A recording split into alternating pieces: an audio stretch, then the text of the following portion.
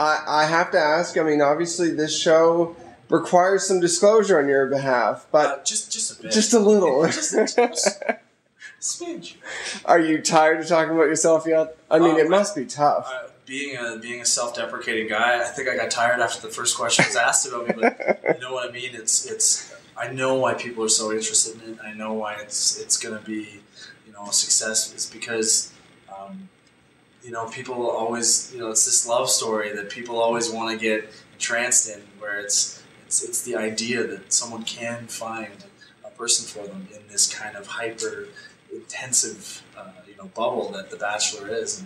And for me, it's after seeing the press screener, being a part of the show while it was being filmed, and then seeing that the finished product, it's like I just want people to watch this because it's like it's gonna exceed everyone's expectations. That's cool. Well, I mean, Bachelor Canada, you're the first Bachelor for Canada. I mean, did you look at any of this stuff? It's still surreal. Like you know, you go through these entire things, and this is, you know, like I've been doing this now for like 3 months outside of the show. Right. But it's still surreal every time someone says that, because I don't think I've ever come to a point where I've let it set in as I'm sitting next to a picture of us. Do you know what I mean? It's I'm just trying to soak in the experience, because, you know, I'm one of those guys that knows how quickly it comes and how quickly it can go, and I just really want to, you know, develop myself into making everybody aware of just how great this experience was.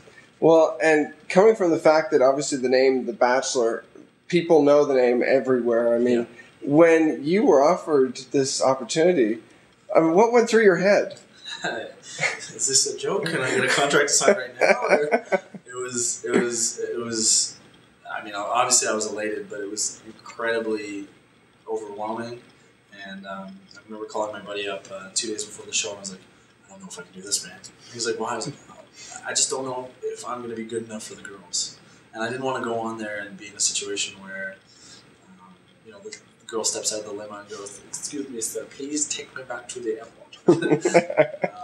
So I really wanted to make sure that not only was I 100% secure in why I was going, but that I could put the best foot forward. Right.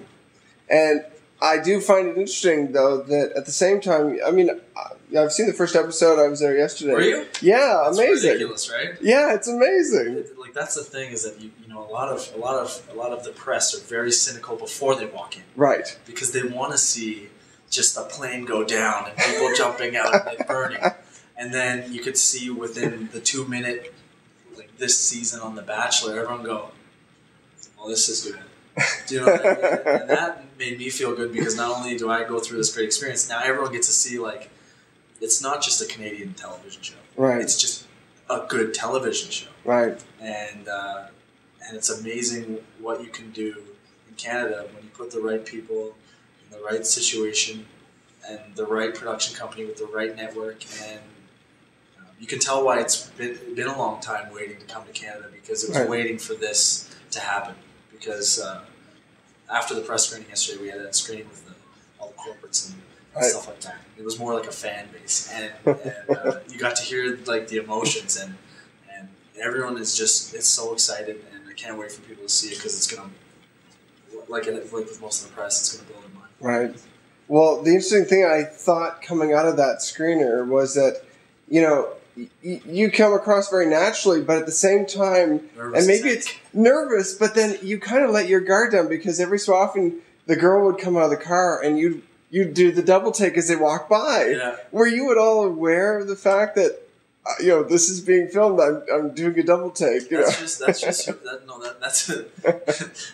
just who I am. I mean, I think the great thing too is, you know, I get good lines in. I get to make jokes with the girls, and, you know, there's that laughing factor. But they also do catch the reactionary shots.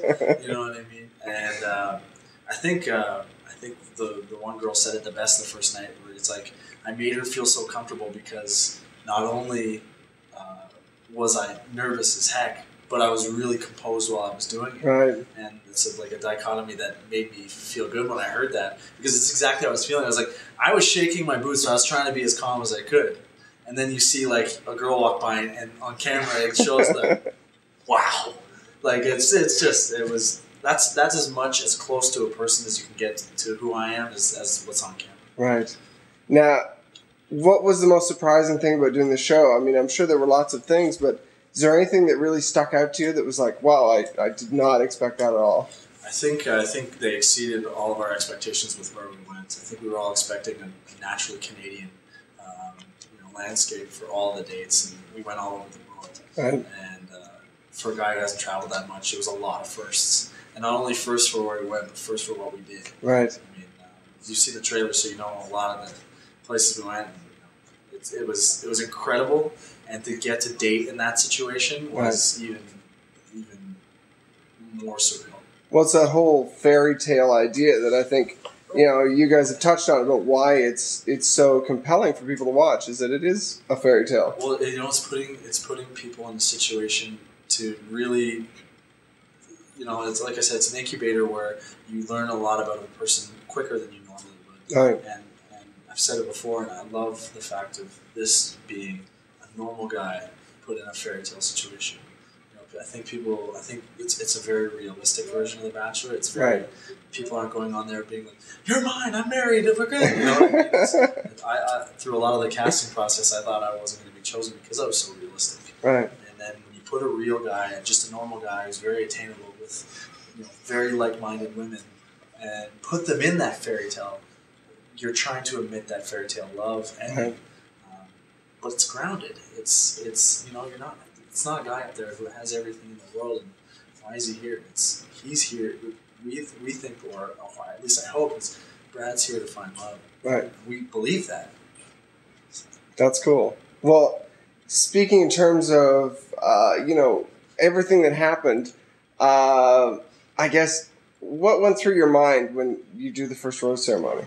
I mean, what went through my mind? And how long did it take you to make the decision? The decisions, you have about a 45-minute. Wow. Well, you don't have. I took 45 minutes to deliberate in the little room, and because you're looking at some of the pictures on the wall, and you're like, I don't remember her. But it's because the pictures, are taken before they come on. They don't look like the girl that you were right there. Her hair's different. So for me, it was really trying to grasp 25 conversations and trying to retain as much knowledge as I could that night, with it being like, oh, I'm in this direction, oh, I'm in you know what I mean? And for me, it was super tough. I remember sitting down for the first time, like, oh God, I get to roll out, and then someone pulls it. So, you know what? I can't second guess my judgment on the first night. I can second guess or think about decisions I made after. But on that first night, where you only have 2 to 3 minutes to really get to know each person, 5 minutes or 10 minutes, whatever it is, you have to make your best instinct based on gut. Right. That's what I went with. And did I let a lot of good girls go home? Yeah, but I had to go with the chaos of that night, which was, let's make a decision, and then make 10 girls think they're going home, and then fake them out and keep one. Well, now, in terms of, I guess, deciding between all those girls that first time, I mean, obviously, it must, maybe I'm wrong. Does it get easier going through? I mean, is there a point where you know people better so that it is easier? Or? It never gets easier because you're saying goodbye to people that have given up a lot to be there. Right. You understand that. You want to be respectful and a nice guy. What happens is, unlike the first night, you get time to reflect on the rose ceremonies more as it goes on. So you get to have a better understanding of the person rather than just being like that little clip of them. So for me, it never got easier, but what happened was I did get a lot more ability to be reflective on my decisions. Right. Now, do you think you have a type based on either going into the show or coming out of the show? Do you think you have a type? I know 100% when they see the final 8 that they're going to be like, what is this guy like? Like, really? You're doing this right now? It's because it's like, on the chart, it's like all over the place. All different girls, but there's one thing that's all similar around the girls that I keep around myself is they're all good people. They're all like-minded. And, they're all, as far as they interact with me, because that's what I get to see. Right. They're just you don't have anything bad to say about them. That's cool. Well, also brought up yesterday that I think a lot of people might notice is the height difference between you and the host, Tyler. 6'1" has never looked so small. Like, I actually wondered how tall you were before I met you because, Tyler is huge. It's huge. 6'6"? Is that what that tall is? He's the biggest 6'6" I've seen. And, like, to be very honest with you, like, it's apparent in the rose ceremonies, like, people are like, what is this guy, 5'8"? No. Tyler is 6'6", and he wears, like, an inch heel. No, he wears... But like I said during the screening, I was on a box. Right. He was barefoot during our screening. And I'm like, yeah, get the box. Emasculate me in front of the girls the first time. That's a great way to set the tone. But for me, it was great to have a guy like him there. Right. I guess the last question I really had is, in terms of the whole thing, you say in the show that, before you went on the show, you felt like you changed because of things that happened in your life. Coming out of the show, do you think you've changed again? I think you always, the maturation process is continual. It never stops going. Am I going to make mistakes in my life? Yes. Everyone does. No one's flawless. But I will be one of those guys who, once I make a mistake once, never going to happen again. That's just, that's been my motto. And you have to put yourself in, going forward, you have to put yourself in less compromising situations and stuff like that. But the essence is if you live your life with good intentions and you're a good guy, and at the end of the day, regardless of what you've done in your past, regardless of what you're going to do in your future, you live in the moment, you treat everyone with respect, people will come back and understand your if you're fallible in some way. Right. And that's the basis of what reality TV has gone away from, is because a lot of people get put in situations because of the way that they act, rather than just because of who they are. You get most reality shows, which we're gonna cast this guy because he's bad guy, good guy, the nicest guy, the meanest guy. For this Bachelor Canada, I truly believe they put a normal guy, with the sincere intention to fulfill what he wanted from the show and not what the show wanted from him. Right. And that's what I love about this, is they never push me in any direction to, you have to do this, you do this. They said, okay, this is what you're going to do. Do you want to do it? And I said, let's date. You know what I mean? And I went on, and from the time we started dates to the time we ended, it was all me and it was all the girls. And the line between real and reality is so thin here. And that's what people are going to respect, is it's not contrived. You're not going to see those contrived situations. I lied. I'm going to ask you one more thing. Yeah, no worries. If you had advice for the next bachelor or bachelorette maybe, it comes next, what would your advice be? I just said that. I said, you have to know yourself, or you have no chance of succeeding. Because if you go on the show with any other intention but to find love, it's not going to work out. And there are stats to prove that the show does work, even a small amount. But if you go on and you're thinking about what this is going to do for you after, instead of thinking, where is the girl or guy for me, you're lost. Because your heart and your head and your mind have to be in that every day, because it's so strenuous. Very cool. Thank you very much.